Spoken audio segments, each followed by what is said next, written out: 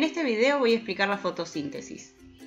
Voy a explicar qué es la fotosíntesis, voy a explicar los tipos de fotosíntesis que existen según el organismo que la realice y voy a explicar los ambientes donde es propicio realizar este proceso. ¿Qué es la fotosíntesis? La fotosíntesis es un proceso metabólico por el cual la energía de la luz solar es captada por los organismos fotosintéticos para poder transformar el dióxido de carbono y el agua o alguna otra fuente de hidrógeno en moléculas de alimento. Los organismos que pueden realizar este proceso son bacterias, algas y las plantas. En el caso de algunas bacterias, como las bacterias púrpuras del azufre o las bacterias verdes del azufre, el pigmento encargado de realizar la fotosíntesis se llama bacterioclorofila. Y en algunas bacterias, como las cianobacterias, en las algas y en las plantas, el pigmento encargado de realizar el proceso de fotosíntesis se llama clorofila. Las plantas son las únicas que contienen a este pigmento dentro de una organela membranosa llamada cloroplasto. En cambio, tanto las bacterias como las algas contienen este pigmento libre en el citoplasma. Los tipos de fotosíntesis van a estar condicionados por el pigmento que lleve a cabo este proceso, la fuente de hidrógeno dadora de electrones y los productos que resulten de este proceso. En primer lugar tenemos a la fotosíntesis anoxigénica. Esto es un tipo de fotosíntesis que no libera oxígeno gaseoso al ambiente y está llevada a cabo por organismos que contengan bacterioclorofila. Acá vemos en la fórmula que los elementos que utiliza son el dióxido de carbono como fuente de carbono y como fuente de hidrógeno utiliza al sulfuro de hidrógeno. Y vemos que en los productos, en vez de tener una molécula de carbohidratos cíclicos, tiene una molécula de formaldehído, el cual es un aldehído. Y vemos que libera al ambiente agua y azufre puro.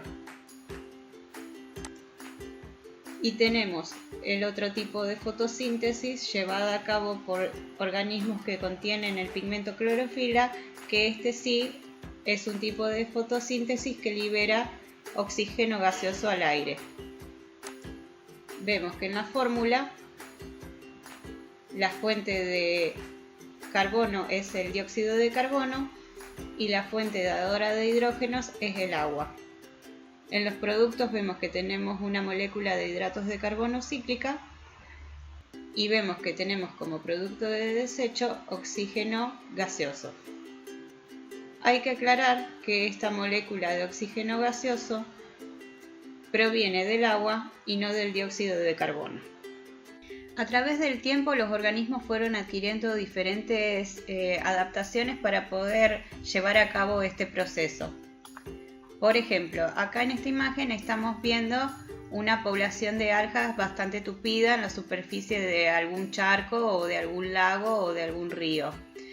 Estas algas, al igual que las plantas, utilizan las longitudes de onda del espectro visible más cortas, pero en el caso de las bacterias púrpuras del azufre, estas bacterias están adaptadas para utilizar longitudes de onda mucho más largas que no utilizan las algas que están por encima de ellas y por ende se adaptaron a vivir por debajo de poblaciones tupidas de algas y absorber las longitudes de onda que las algas no absorben.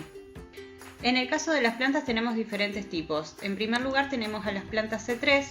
Esto hace alusión, el nombre C3, a la molécula fijadora de dióxido de carbono. Y estas plantas lo que tienen en particular es que no son muy buenas reteniendo el agua. O sea, dentro de lo que es el proceso de respiración tienden a perder mucha agua. Por eso no las encontramos en lugares donde sean muy calurosos. Después tenemos a las plantas C4, que estas plantas, la adaptación que tuvieron fue reducir la tasa de respiración celular para retener la mayor cantidad de agua posible, y por eso las podemos encontrar en climas que son muy calurosos, y el nombre C4 se refiere a la molécula fijadora del dióxido de carbono. Y por último tenemos a las plantas CAM, que la sigla CAM en inglés significa metabolismo ácido de las plantas crasuláceas. Estas plantas reducieron al mínimo su tasa de respiración celular para poder retener la mayor cantidad de agua posible. Por eso las podemos encontrar fácilmente en ambientes en donde casi nunca llueve. Los ejemplos más conocidos de estas plantas CAMs serían, por ejemplo en esta foto, el aloe vera o si no también los cactus.